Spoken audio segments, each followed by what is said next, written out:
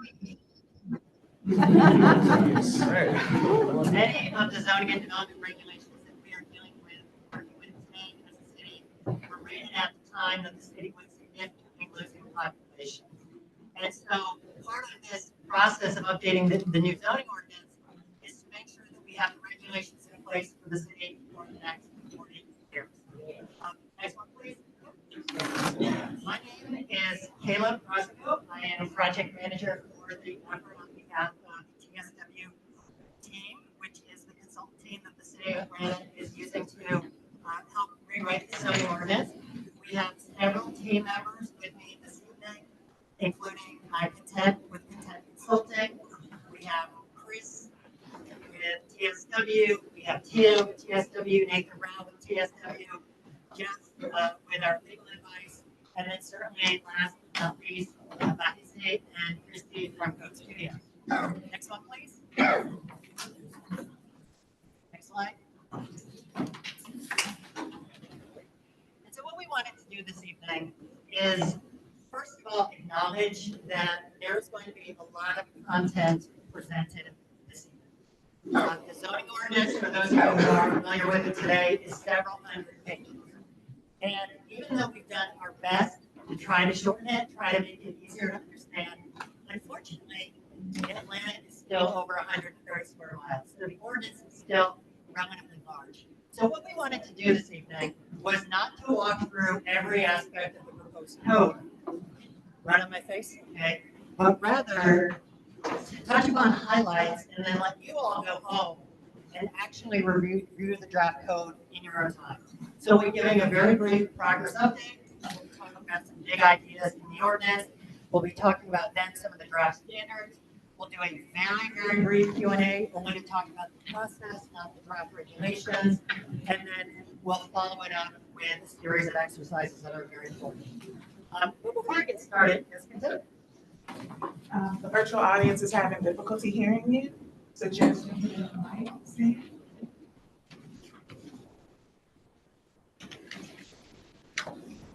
Is that any better? Testing, 1, 2, 3.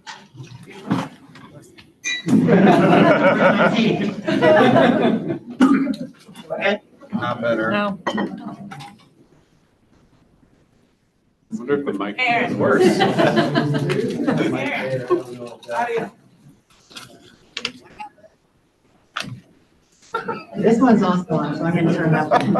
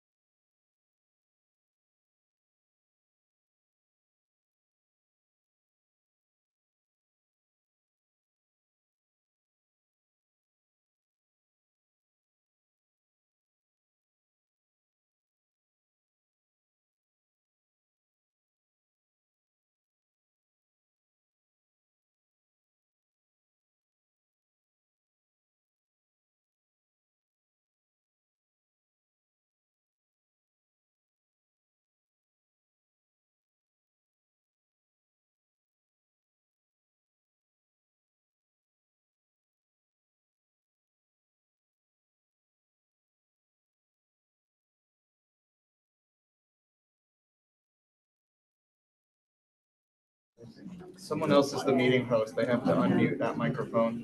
1, 2, 3. Better. Good.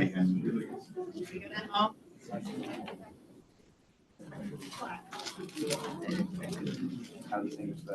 the online grade is making it better. I apologize, but thank you very much for your patience.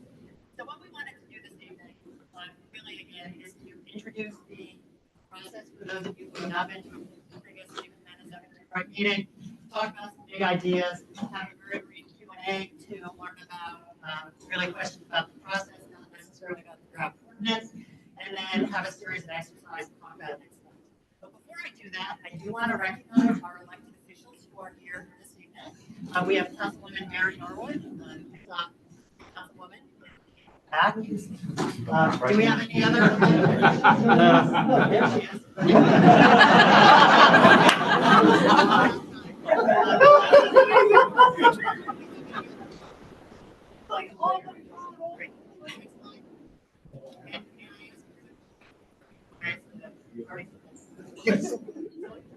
Process, Nika, can we go forward too? And next. As a reminder, the zoning ordinance is intimately tied to another very important city document that is now in the process of being updated, the comprehensive development. And I mention this if only because, as you know, we have previously undertaken a series of exercises as part of this zoning ordinance rewrite, and a lot of the comments were very applicable to the comprehensive plan. So it's a bit of a refresher. The comprehensive plan is the vision for the future of the city of Atlanta. It is the plan. The zoning ordinance is the law that implements that plan. Next slide, please. And so we are very fortunate that the city of Atlanta is updating both their zoning ordinance and their comprehensive plan out of the state house. This is really the way it should be done ideally. Some of the benefits of that are that it allows us to create a unified framework for thinking about growth and development, to make sure that the vision coming out of the comprehensive plan, the comments coming out of the comprehensive plan align with the draft, and to have internal feedback loops. Also very important is that any of the comments that you, members of the public, made may be more about zoning than about comprehensive plans. So the process of doing them both together allows us to direct the comments to the appropriate team.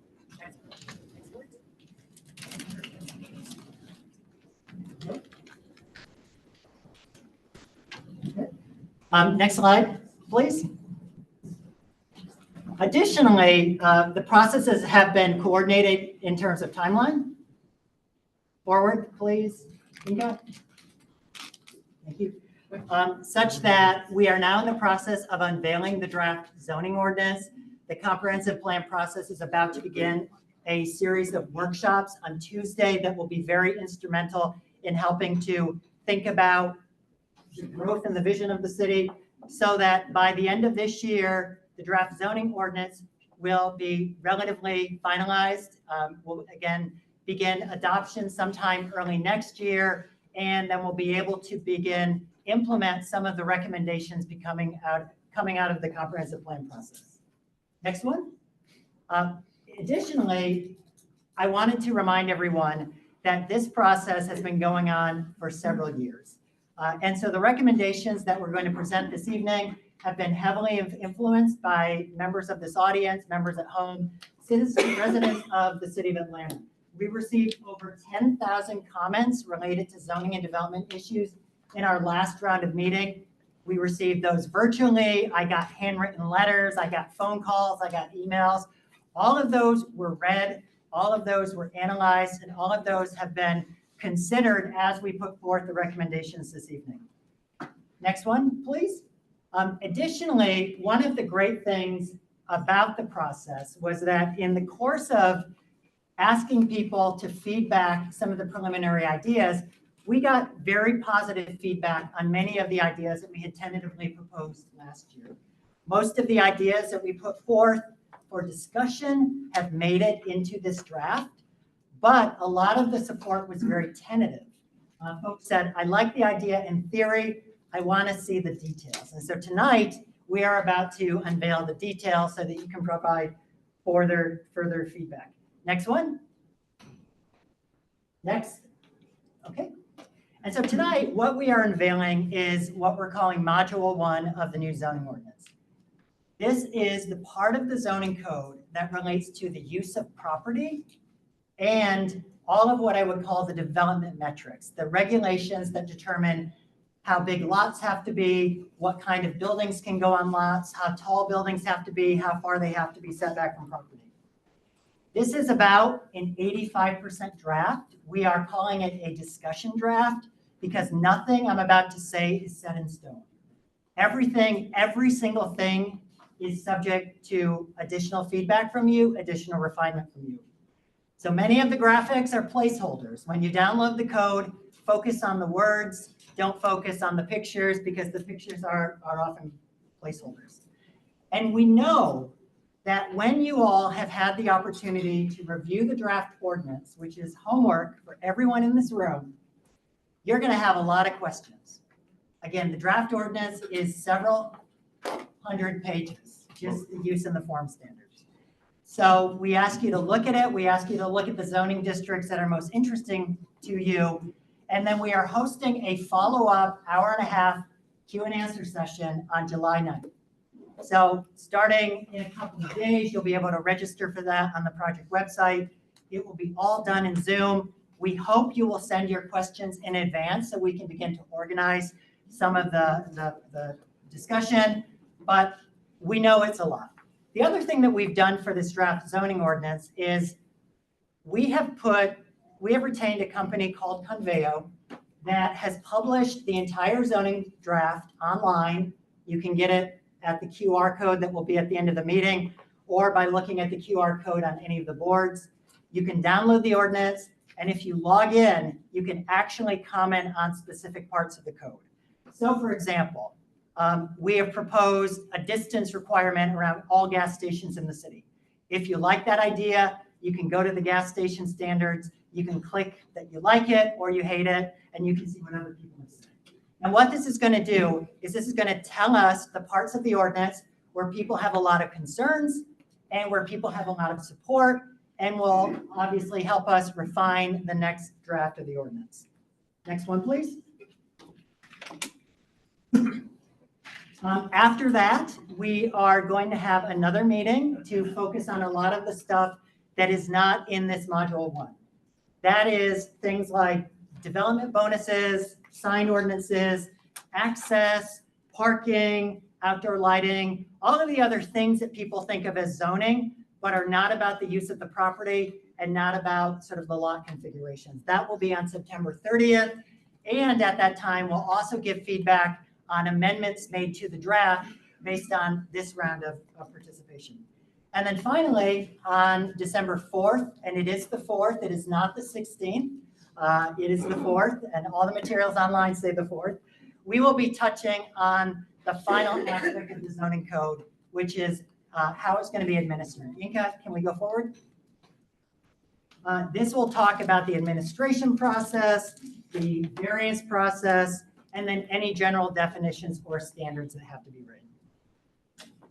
Next one, Yinka. And so finally, I wanted to remind everyone who is not familiar with zoning that zoning is the regulations that shape development and the use of private property in the city of Atlanta, but it is not the only regulations. So there are things like tree protection, which we are coordinating with, and we'll have some tree protection incentives at the next meeting. There's stormwater standards that we'll have some alignments with at the next meeting. Soil, which are state ordinances, flood protection, and noises. There's also building code, which again has nothing to do with zoning, but a lot of folks sort of relate the two because they do both relate to development. And then finally, the housing code. So if we do get comments and if we do make changes to the zoning ordinance that require modifications to those codes, we will work with the Department of City Planning to determine the best way to do that. Next one.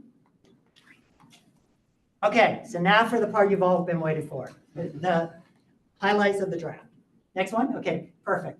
So the first thing I hope you notice when you look at the draft zoning ordinance is that it is much, much easier to understand than the current code. Much of what you're going to see out there and online is basically the current zoning ordinance modified to be more user-friendly. We've used tables as much as possible, consistent definitions, graphics, and charts. And we've also cleaned up the language so that it's more user-friendly. Our goal in this rewrite as both a consultant team and a Department of City Planning is to make this zoning ordinance so clear that you don't need to hire an attorney to understand what you have to do on your property or how to build in the city. So that's our goal, and we're hoping that we'll get there with your support. Next one, Yinka. Additionally, We have made a deliberate effort to reflect the unique character of Atlanta and its neighborhoods. So this code has been completely written from scratch based on the needs of this city. We have not said, well, this works in Seattle, let's try it here, or this works in Charlottesville, let's try it here. Every single standard that we've put forth has been based on your feedback, city policy, and as many of you know, the work that we did last year and the year before, measuring Atlanta neighborhoods and understanding how the current zoning does or does not support them. We really want to create a code that, with collaboration of the comp plan, allows the city and allows neighborhoods to preserve the existing patterns that are beloved and that make the city unique, and to provide patterns that can be used to support change in areas that are appropriate. So the zoning code has to do both of those things. Next one, Yinka. We've also made a very deliberate effort to make the zoning ordinance more egalitarian. By that, what I mean is that today, if you read the zoning ordinance, you will notice that oftentimes the parts of the city that may have more resources, that can hire an attorney or hire a planner or pay for a code rewrite, tend to have better, more refined development standards than the areas that don't. As part of this process, we have taken the position that we need to raise the bar for development and we need to protect all parts of the city of Atlanta equally. So things like gas stations and service stations, which are currently prohibited in some parts of the city, but not in others, are going to be treated the same everywhere. Things like data centers and self-storage and other uses that we know are problematic citywide are going to be treated the same everywhere. Additionally, the new code is going to raise the bar for urban design everywhere in the city of Atlanta to promote walkable development patterns on all the major corridors, all parts of the corporate limits. We're going to update the standards for sidewalks and streetscapes, again, citywide. So it doesn't depend on zoning, it depends on sort of the rational needs for walkability. And as I mentioned before, align definitions and tree protection citywide. Next one. We're also going to update several of the districts to create better outcomes, especially in those areas that want to preserve and enhance their existing character. So there will be compatibility standards, as you'll see in a moment, for certain areas that choose to elect into that. None of that will be initially, but we're creating tools so that neighborhoods that want more compatibility of development without going the historic district route can opt in down the road. We're creating standards so that setbacks can match the existing patterns without having to get variances. And we're creating height standards that in areas where height and scale really matter are clearer than the code regulations we have today. Next one. Now, if you are in a historic district, we are not modifying any of the historic district standards as part of this. So that's a major change, but not a major change. That's not a major change. But what we are doing is where the terminology in the historic regulations doesn't match the new code, we're going to go in and make sure it aligns. So for example, some of the historic districts have use requirements. We're going to make sure that they use the same terminology in the new zoning ordinance. And we're going to make sure that the streetscape and all the other things coordinate. But we're not changing any of the historic protection citywide. We're just making sure that they don't conflict with zoning. Next one. And then finally, and this is very exciting for those of you who've been part of the comprehensive plan, you will see when you go out in the hallway that we've created a couple of, well, actually we've created a lot of ways to support more innovative development patterns in areas that come out of the comp plan as warranting that.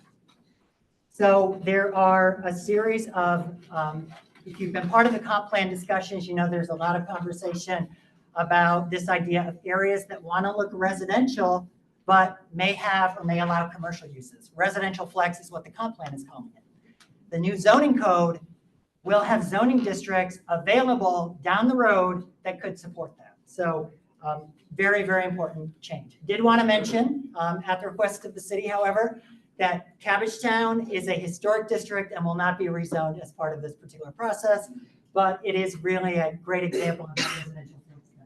Next one. And then finally, you know, the biggest change in the zoning ordinance is really how it is laid out, more than anything. So we have effectively come up with a framework that we believe allows the city to avoid one-size-fits-all zoning by creating the ability to mix and match the form standards, meaning how big the building is, what it looks like, with the use of the property. Right now, if you want to do that, you have to create a new zoning district. You have to create what's called an SPI. This will make that tool be available everywhere in the city and can be used to reflect the existing patterns of neighborhoods that choose to opt in once the new code is adopted. Next one. So how are we doing that? Well, as I mentioned, we are taking the form and frontage standards, which really regulate the shape of development, and we are creating, I believe, 47 new form and frontage districts that range from 2-acre lots in R1 today to no minimum lot size in downtown and midtown. So everything in between that extreme has been translated into this new nomenclature. We've also taken all of the use provisions, again, ranging from one single family dwelling to high-rise skyscraper development and everything in between, and have divided those into what we're calling use districts. And so if this code is adopted as envisioned, every property will be zoned two things. It'll be zoned a form and frontage and a use standard, and that will be your zoning district. Next one. So again, the idea is your existing zoning district is defined and broken up into these two pieces that can then be mixed and matched. Next. And then finally, I know a lot of people are very intimately familiar with the current zoning. So when you go out, when you break afterward, or when you look on the boards online for those in the Zoom meeting, you will see that there is a direct table that translates from the current zoning to the proposed new name, basically. And we're doing that because when this code is adopted, we are not changing the zoning of any property. We're just converting as part of this first round, as part of this zoning rewrite. Anything future would need to come out of the comprehensive plan and future small area plans. So that if you're R1 today, you will be the equivalent of R1 under the new code. If you are RG today, which is in a multifamily district, you will be the equivalent under the new code. So not changing anyone's property or rezoning anyone's property, just converting initially. Next one. So now for the standards. Next one. So we're going to cover form and frontage first. And as I mentioned before, these control the physical design of a property. And they've been guided by the conversion of the existing zoning that we have and the creation of new zoning districts based on your feedback previously and your feedback through the comprehensive planning process. Next one. So when you look at these, when you go home and read the ordinance, you'll see that these are organized a little bit different than the zoning districts are organized today. Today, we organize zoning districts primarily by use. And what we're doing here is organizing them based on the form of the building. So they range from lower intensity, lower scale to higher intensity, higher scale. Next one. So the other thing you'll notice when you look online is that there are a couple of districts that have not converted. So these are districts where their current structure is so different from the new zoning ordinance that we need to either have further discussion with those particular entities, or we just need to keep them out of the new code. I mean, basically they stay, but they remain unchanged. These are Fort McPherson, which has some very, very site-specific standards. These are Buckhead Village, which again has some very specific standards. Lenox, Marta, Midtown, and then Greenbrier Mall. All of these parts of the city have standards that are so different from the new structure of the code that they're going to require some further conversation to figure out if they're incorporated, and if so, how they're incorporated. So short of that, there'll just be a chapter in the code, but will remain unchanged for the most part. Next one. The other thing that I wanted to mention is that nothing here will change any existing overlay. So for example, affordable housing overlays that we have around the Beltline, Marietta Street Artery, West Side Park, all of those will remain. There will be a couple of new overlays that we need to create related to design. So for example, the neighborhood, Asheville Heights neighborhood today, down near the West End, they have what is called a special public interest zoning district that we have incorporated all of the base elements into this code. But they also have architectural standards that are going to be regulated via an overlay that sits on top of them. So when you look at the code, and if you notice that none of the architectural stuff is in there, it is because those are going to be converted to overlays and will apply on top of the form standard. And the reason for that is that many different zoning districts today have identical form standards. And it wouldn't make sense, since Asheville Heights and say Ponce Highland have the same form standards, it wouldn't make sense to apply both the architectural standards in both. So the form standards are identical, the architecture will be different and will be regulated on a neighborhood by neighborhood basis where they exist today. Next one.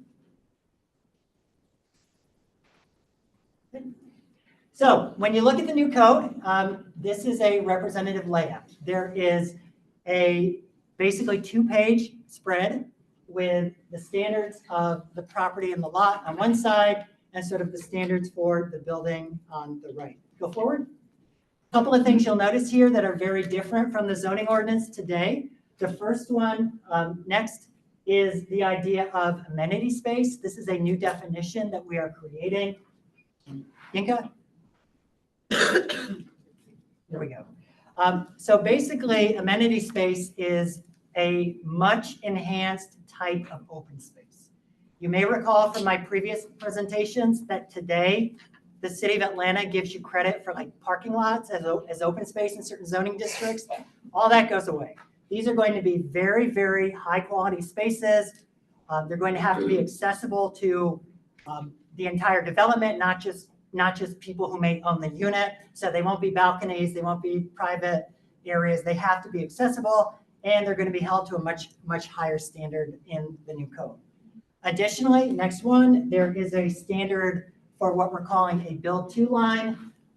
This is something that's already in the code today. We're just renaming it. Basically, what this means is that in those more urban parts of the city of Atlanta, you're going to have to build the building to within a certain distance of the sidewalk, and you will not be able to have parking lots on the side of the property to break up the pedestrian streets. In certain areas you will be, but generally with a higher build to line, you wouldn't have to. So a new word, but not a new concept in the city. Additionally, we are updating floor area ratio. Yinka? Now this is a relatively big one. Today, the city of Atlanta tells every property what they can build based on a number that is multiplied by the area of the lot to determine the allowable floor area.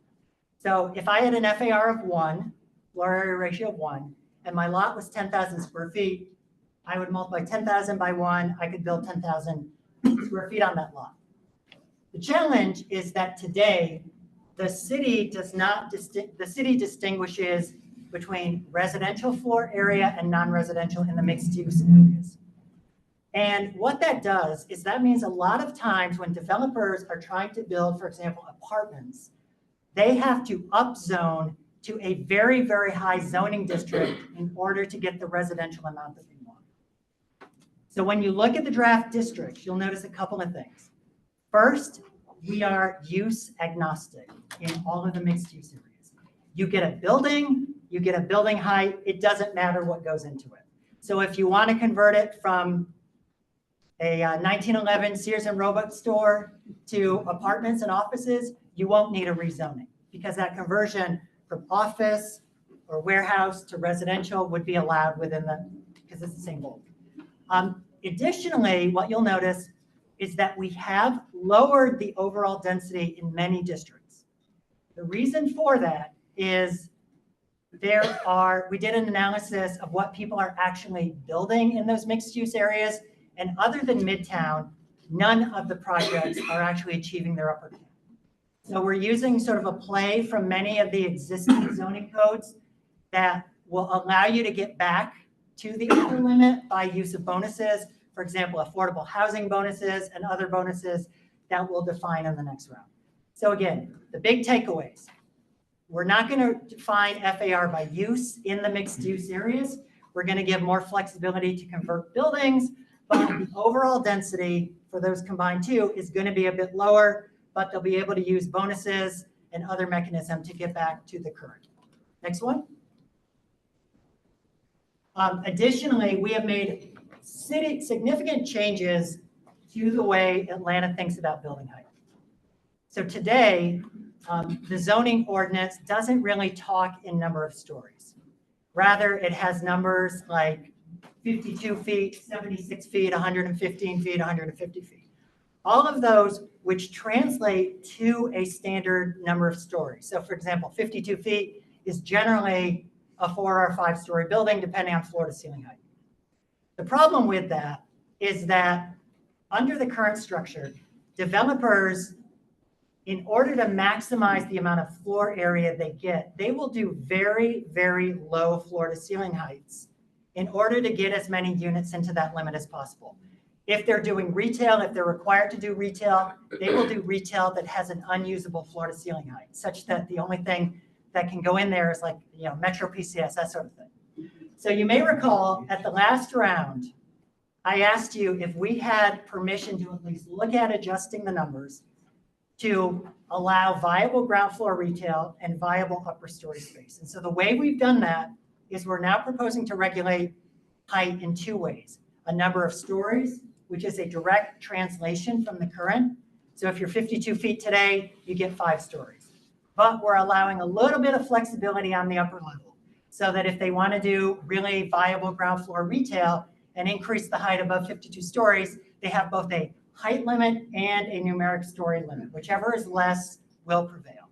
So that's a big change, but again, we think one that is very important to creating more predictable outcomes. Next one. Another big change for the zoning ordinance is the idea of making sure that every building in the city activates the street. And what do I mean activate the street? Well, I mean has units and storefronts and housing along the sidewalk. Today, most of the zoning districts only require that at the ground story. And so what we get in, for example, parts of Buckhead, parts of Midtown, other areas like Howell Mill Road Corridor, is we get buildings where the ground floor is retail, and then you have 100 feet of parking structure, and then you have housing on top. So the proposal is to require activating the street with depth on every major mixed-use area in the city as a starting point for discussion. So the idea of parking podiums that you see all over Midtown, they would be allowed, but they would have to be behind active uses, such as retail, housing, that sort of thing. Additionally, there are new standards for windows. Next one. Every zoning district will now specify a minimum percentage of windows at both the ground story and the upper story. I do want to mention that we have tested these numbers on about 40 projects across the city, and we found that they are not problematic. Many of the residential districts have a 10% window at the upper story. Most of the newer houses in the city are 15 to 20. So it's very workable, but what it does is it prevents blank walls from facing the street, which has a public safety impact, and one could argue has a quality of life impact on the neighborhood. So that is a new standard. Next one, please. Additionally, we've incorporated the current requirements for doors at the back of the sidewalk. There's now a whole section that is called doors. Again, no major changes there, just converting how we talk about it. And so those are all the sort of bigger changes to the structure of the code, which are available to review in detail on the boards to my left, or for those of you online by going to atlzoning.com and reviewing the boards. Now we're going to get into the highlights of changes in the zoning districts. Next one. So the first one is the house district. Again, these are basically R1 through R3 today. So they're the 1 acre lots down to about half acre lots. We have put in place a requirement, again, that allows you to match the average setback. We have actually proposed to increase the side yard setback in R1. This is a 2 acre lot minimum, and the setbacks are extremely small. This will go ahead and support the greater preservation of trees in those particular areas. And we have recommended no other changes to these particular districts. Next one. Additionally, we have heard through this process that there are a lot of what I would call ranch neighborhoods, for lack of a better term, that would like to preserve that pattern without becoming a historic district. And so we've created 2 new zoning districts, which we're calling residential conservation, that would be identical to R3 or R4, but they would require height compatibility. So again, they would not be mapped, but they would be available for future use if neighborhoods and council and area plans determine that they're appropriate. The only way they can do this today is by creating a historic district. So this would only regulate height and form, would not preserve the property per se. Next one. The next part of the ordinance is the residential scale districts. These are in many ways the most exciting, where we've been able to create really, I think, some neat options for the city of Atlanta. These are really areas that apply in the older, walkable, sort of in-town, quote unquote, neighborhoods today. So what you'll see here is that there is a requirement to match the average front setback in most of the areas. There are new standards to match the historic setbacks in some neighborhoods. And by this, what I mean is that, I live in West End, and today our side yard setback is 7 feet, but all of the houses are historically between 3 and 5. So the new code would allow the historic range, which means that you can rematch the historic pattern without having to go to the BZA for a variance. Great, thank you. The other big change, this is a big one, and I want to point it out because it may be controversial, but that's why we're here. We also heard that there is a desire to limit the full 3-story houses in these neighborhoods. So what we have proposed is a 2.5-story height limit, which basically means that in these districts where the height limit is 35 feet today, and you can do 1, 2, 3 stories and a flat roof, you could do 1, 2 stories, and then you'd have to do a sloped roof, more in keeping with the existing pattern in the areas. So that is only found in some of the zoning districts, not all, but it is a relatively big change.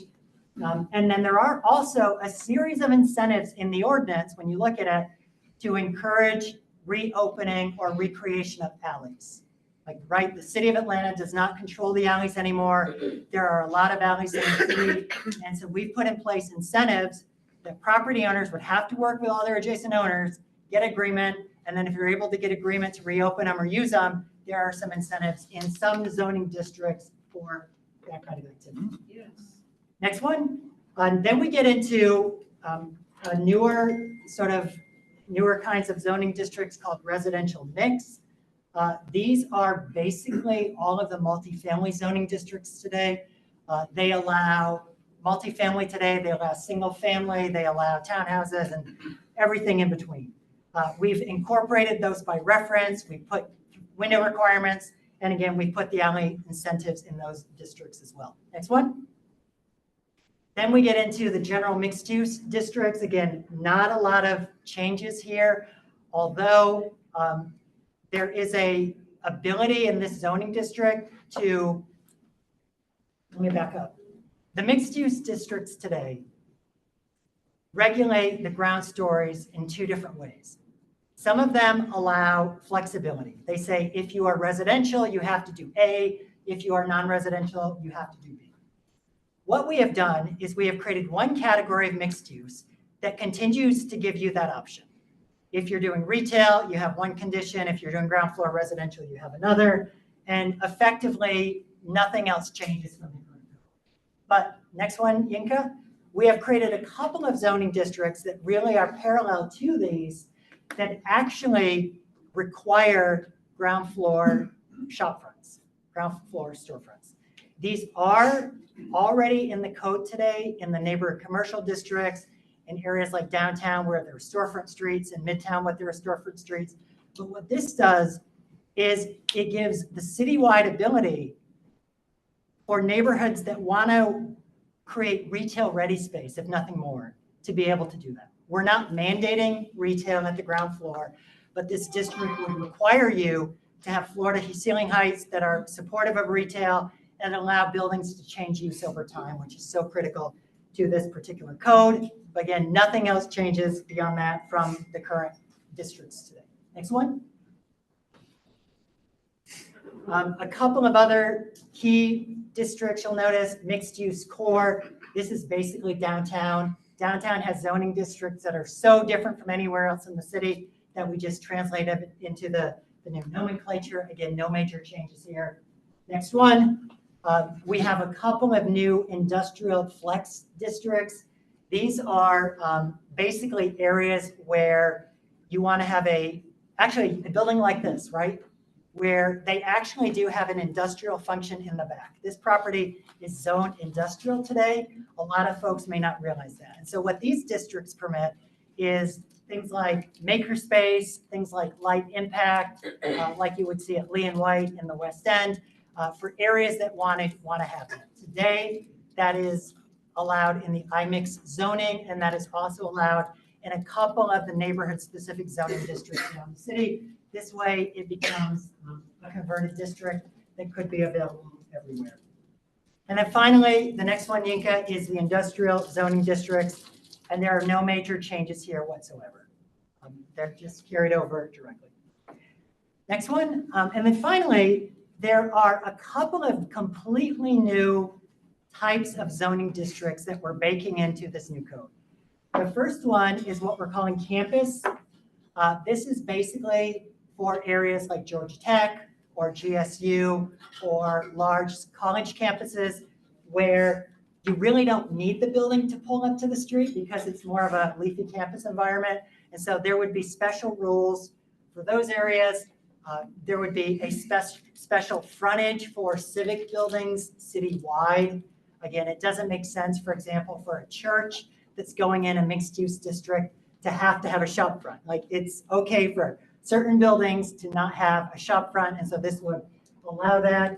And then there is finally, I know something many people have wanted for years and years, there would be a park zoning district created for the city of Atlanta. Today, the city does not have that. Parks are zoned generally the surrounding residential zoning. This would allow that for future use. And then finally, the next part of the code, Yinka, is you'll notice there's a part on alternative frontages. All this is this says, okay, if we have a residential area that allows corner stores, they can meet the corner store standard. So these are only available in zoning districts that allow those alternative frontages. Next one. So the next part of the code, and I'm almost done, I promise, is the use standards. Next one.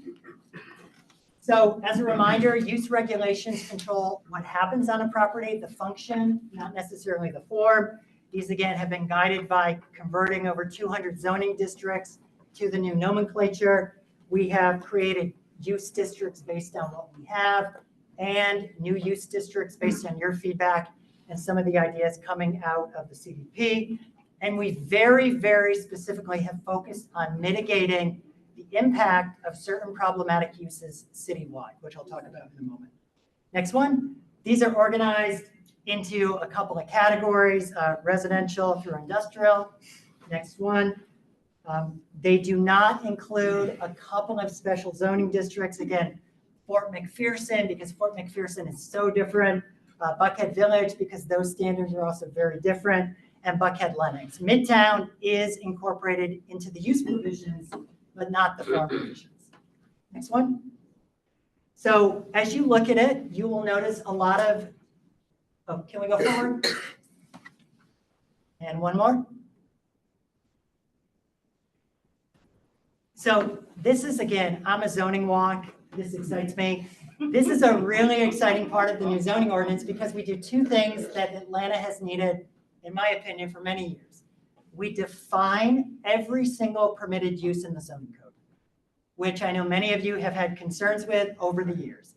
They are defined, they are organized, and very importantly, we use the same term in every district.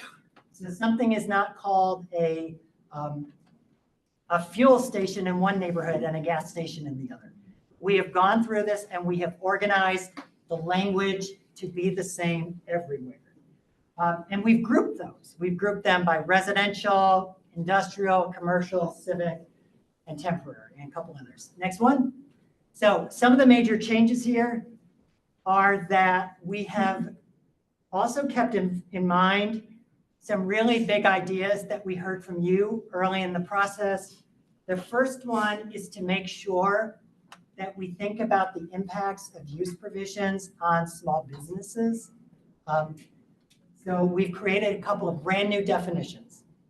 One of them is what we're calling an artisan workshop, which would effectively be a condition where someone in a district that allowed it could actually make and operate more intense uses out of their home. So these are allowed today in certain industrial areas. These would be allowed under the draft in industrial areas, plus many of the mixed use areas like Midtown, downtown, or even Memorial. We've also created a definition of live work.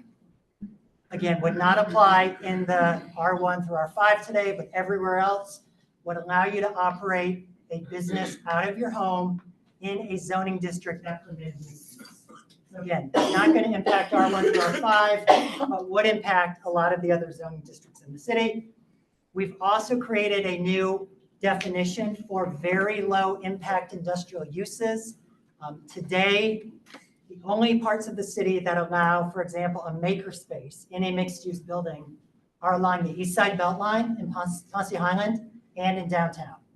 This would expand that to more areas so that, again, if someone wanted to have a furniture maker in Memorial Drive, which is not allowed today, they could do that under the new code. But they would be limited to about 10,000 square feet. Most would be far less. Again, the idea is to encourage innovation. This is also very important because a lot of office users are also developing prototypes on their property. So that's, again, another industrial use that this would permit in those conditions.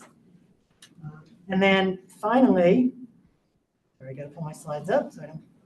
We have created a whole new series of research and development standards. This is an area where Atlanta has sort of been working with the code they have, but we've clarified and specified what we mean much more. Next one.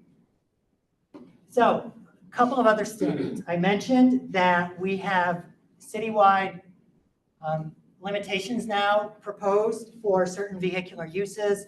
We're recommending that car washes, fuel sales, and vehicular service and repair be separated by 1,500 feet citywide. This again currently applies in some areas like around the Beltline, the Upper West Side. We're just taking it citywide.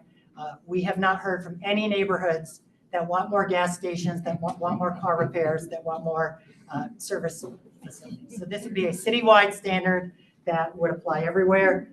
We've also updated the allowances for drive-throughs, and this is a big change. So today, drive-throughs are allowed in some zoning districts, they're not in the others, and then some have design standards. So it's really confusing. So we've created two definitions for drive-throughs, two types. One is the drive-through that is entirely inside a building, like the new Starbucks at the Interlock on Northside Drive, and I think it's 10th Street.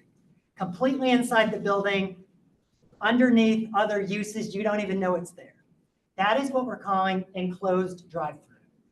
Okay, so completely in the building. This is the kind of drive-through that is allowed today in the Upper West Side Overlay District. For everyone else, there is an unenclosed drive-through. This is what we generally think of. But those will also be regulated by Module 2, such that they will not be able to be along the street. They will have to be completely behind the building, and they will have to be screened with buildings as part of both the form districts and the Module 2. So we're upping the standards, but again, they will continue to be allowed where they are allowed under the current code today. Next one.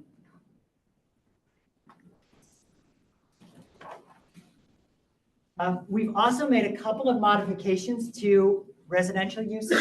We have updated all of the group living standards to be clear and to reflect sort of state and federal best practices. We've defined live work, as I mentioned, And we've spent a lot of time thinking about how do we clarify this sort of area of the code today that relates to other buildings on residential properties. Today, we have terms like guest house, we have terms like watchman's quarters, servants' quarters, or accessory dwelling units today. Those are all of them are going away, and they're being reconstituted. So if you are R1 through R3, you will get one guest house.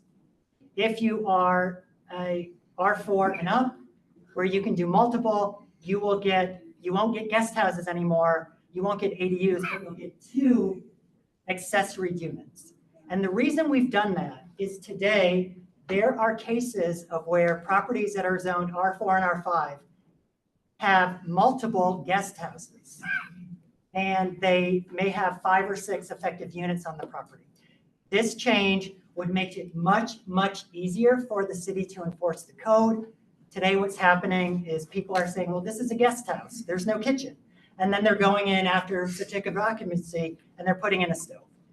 That all goes away. There is one standard that is reviewed at entitlement, and the number is reduced, but the standards are set citywide. And furthermore, all of those buildings will count towards floor area ratio as currently defined. So those are some pretty big changes. I know a lot of the abundant housing people will have opinions on that. Look very carefully at the documentation before you make your feedback. Additionally, next one. Sorry, y'all, I'm real tired. It's been a long weekend. Commercial uses, again, not a lot of changes here, but there is one area where there are a lot of changes, okay? And this relates to how the zoning ordinance regulates alcohol uses. Today, other than Midtown, the zoning ordinance does not regulate alcohol uses. You are called an eating and drinking establishment, and you pretty much can open anywhere in a zoning district that wants that, that permits that. What we are proposing is to do away with that. There is now going to be a definition of eating and drinking that is only restaurants. So aligned with the alcohol ordinance, no bars operating as restaurants.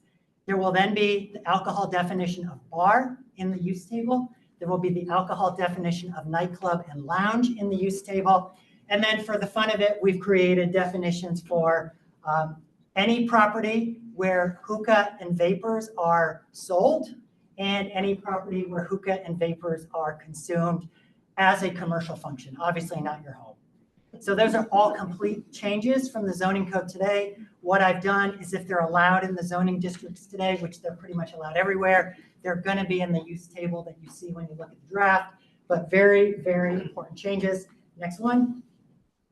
We've also recommended a major, I think, incentive to historic preservation, which is that today, the city has a lot of buildings like this, which happens to be in Cabbagetown, which may have been built around 1900, and they were built for corner stores. The city actually has documentation on the Sanborn maps or the city directory that these properties were historically used as commercial uses before 1945.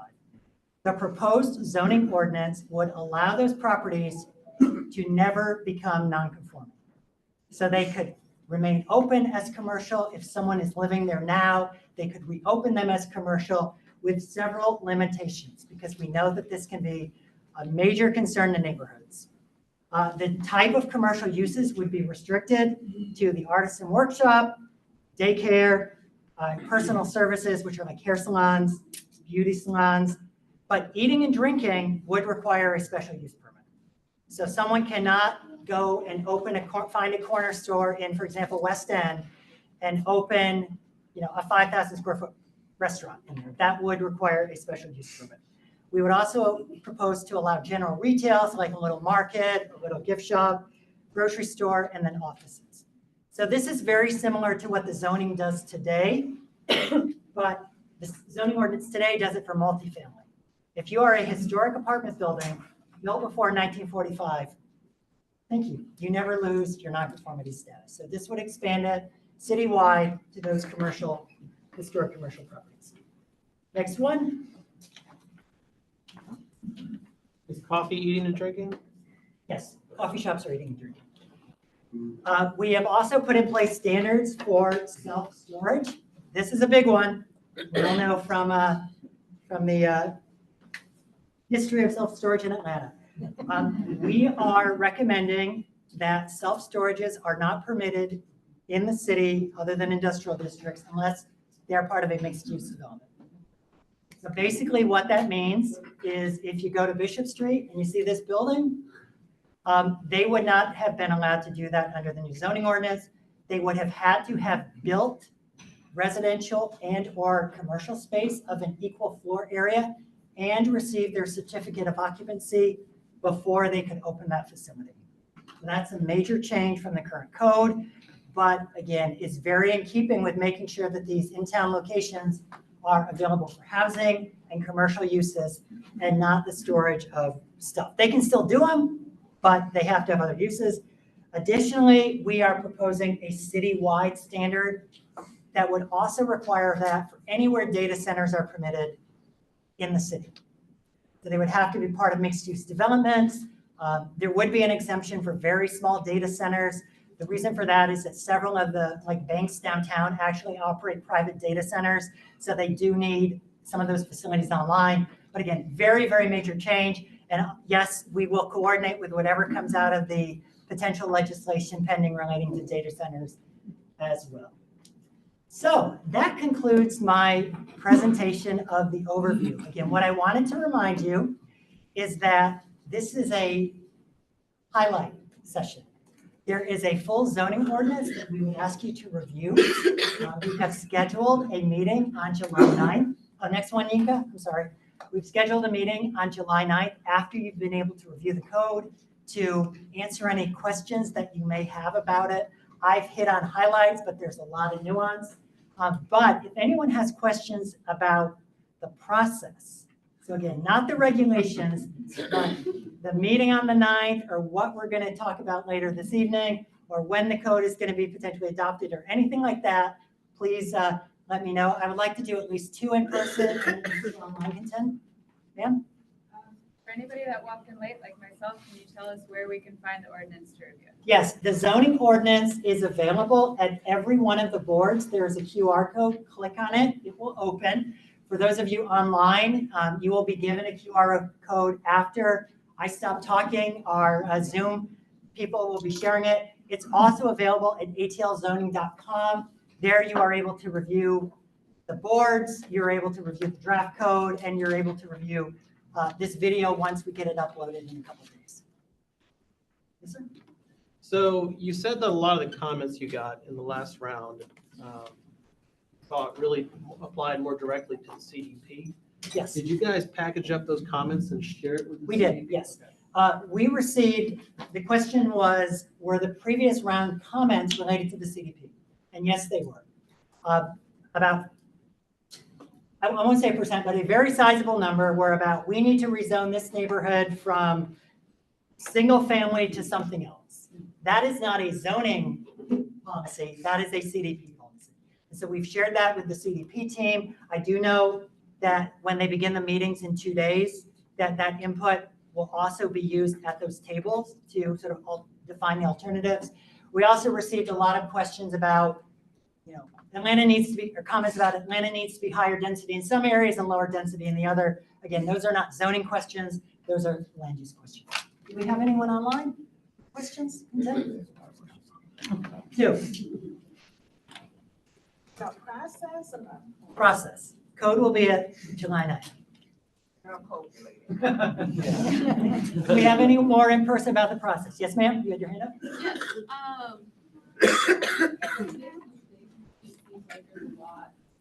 I get that's what I'm trying to understand is in what ways is the code kind of bringing Atlanta forward in terms of, mitigating or dealing with rapid urbanization and people moving to the city. I see how this current draft is trying to make things clear for people to understand, but I guess I'm trying to figure out in what ways are things changing to kind of mitigate or I guess account for all the people moving here. And So the question is, what is the code doing to mitigate for people moving here and impacts. When you look at the use provisions, definitely look at some of the new use standards that we've drafted. For example, I know a lot of the neighborhoods will like this. Outdoor noise, outdoor sound amplification is now a defined accessory use.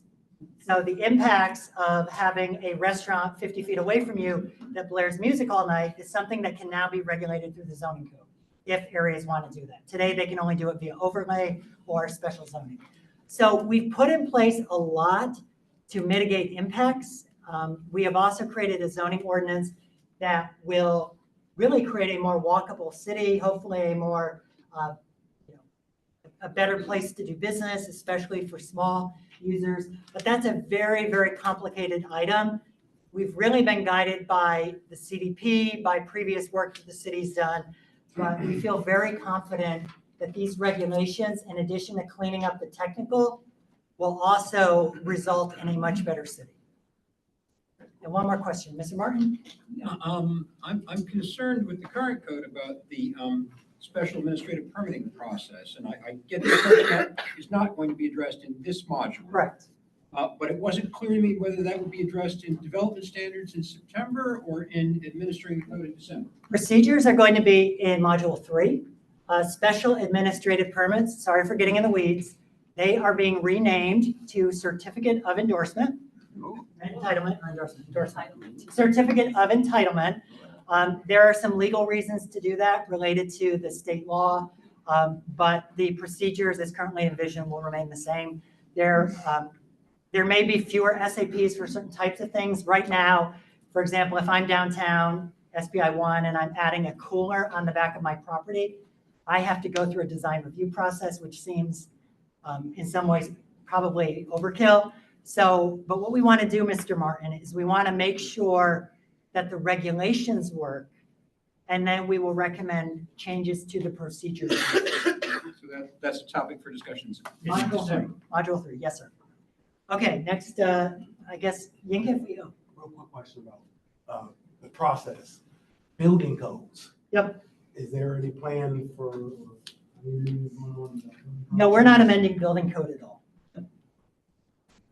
Yinka, can we go back for a moment? Went too fast forward. And back one more.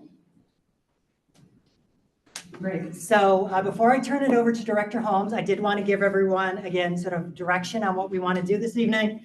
We would like you to, again, remember this is a discussion draft, 85% draft for review and comment. Nothing is set in stone. We have boards outside, and for those of you online, they are available at atlzoning.com and will be shared with you after the meeting. We have several meetings scheduled going forward that I'll let Director Holmes comment on. And then we also have acknowledged that ideas are going to come up based on your feedback that are going to warrant further discussion.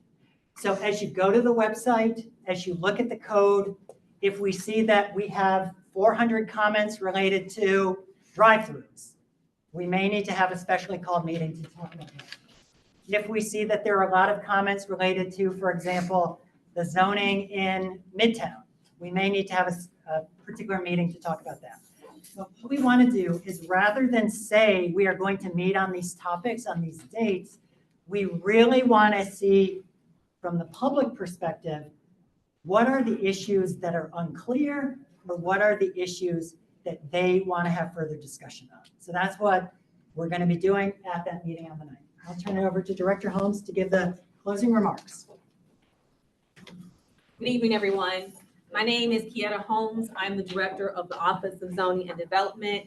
And on behalf of our Commissioner, Janae Prince, I'd like to welcome you. I'd like to thank you for attending tonight's meeting. Tonight's meeting is only on Module 1. Module 1 only covers form and use.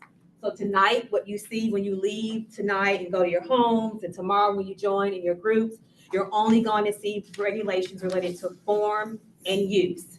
Use being eating and drinking establishments, daycare, group living, duplexes, triplexes, all those kinds of uses. And then how tall a building is, building coverage, lot coverage, all those things are the things we're talking about in the first module.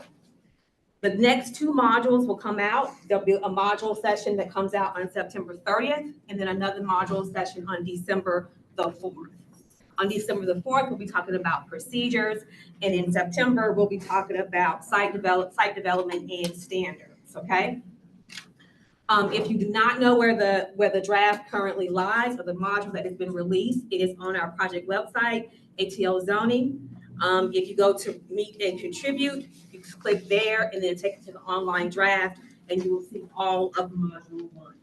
We ask that you read it, digest it, get with your small areas, your small groups, your neighborhoods, and figure out whether or not the things that are being proposed are appropriate, need to be discussed, need to be changed, or need to be modified in any way.